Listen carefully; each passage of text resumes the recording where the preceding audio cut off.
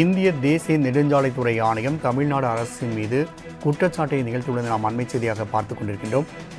NHAI குற்றச்சாட்டுக்கு பதிலளிக்கும்படி நீதிமன்றம் தமிழ்நாடு அரசுக்கு உத்தரவு பிறப்பித்துள்ளது. தற்போது நாம் அதனை அண்மை செய்தியாக பார்த்துக் கொண்டிருக்கின்றோம். தேசிய நெடுஞ்சாலைகளில் சட்டவிரோதமாக வைக்கப்படும் கொடிக்கம்பங்களை அகற்ற ஒத்துழைப்பு அளிப்பதில்லை என்று இந்திய தேசிய நெடுஞ்சாலைகள் ஆணையம் உயர்நீதிமன்றத்தில் தமிழ்நாடு அரசின் மீதும் காவல்துறை மீதும் குற்றச்சாட்டை வைத்துள்ளதை தற்பொழுது நாம் அண்மை செய்தியாக பார்த்துக் கொண்டிருக்கின்றோம்.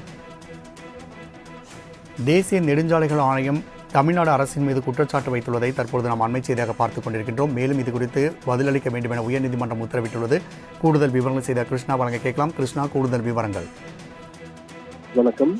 தமிழகத்தில் தேசிய நெடுஞ்சாலைகளில் அரசியல் கட்சிகள் சட்டவிரோதமாக கொடி கம்பங்களை நட்டுள்ளதாக கூறி சென்னையைச் சேர்ந்த வழக்கறிஞர் ராமலிங்கம் என்பவர் சென்னை உயர்நீதிமன்றத்தில் முதல்நல மனு ஒன்றை தாக்கல் செய்திருந்தார்.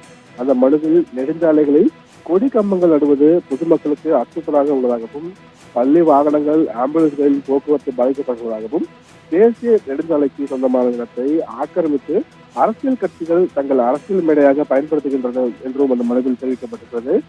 சென்னை, தடா, கோயம்பேடு முதல் மதுரவாயில் உட்பட 3 பகுதிகளில் 40 சட்டவிரோத கொடி கம்பங்கள் உள்ளதாகவும், மதுரவாயில் முதல் வாலகாப்பேட்டை இடையே காஞ்சிபுரம் மாவட்டத்தில் சுமார் 34 சட்டவிரோத கொடி கம்பங்களும், ராணிப்பேட்டை மாவட்டத்தில் 14 சட்டவிரோத கொடி கம்பங்களும் இருப்பதாக தகவல் உரிமை சட்டத்திற்கு கேட்கப்பட்ட கேள்விகளுக்கு தேசிய நெடுஞ்சாலைகள் ஆணையம் பதிலளித்துள்ளதாக அந்த மனுவில் குறிப்பிட்டிருக்கிறார். இந்த சட்டவிரோத கொடி கம்பங்களை அகற்ற உத்தரவிட வேண்டும் என்றும் அந்த மனுவில் கோரிக்கை வைக்கப்பட்டிருக்கிறது.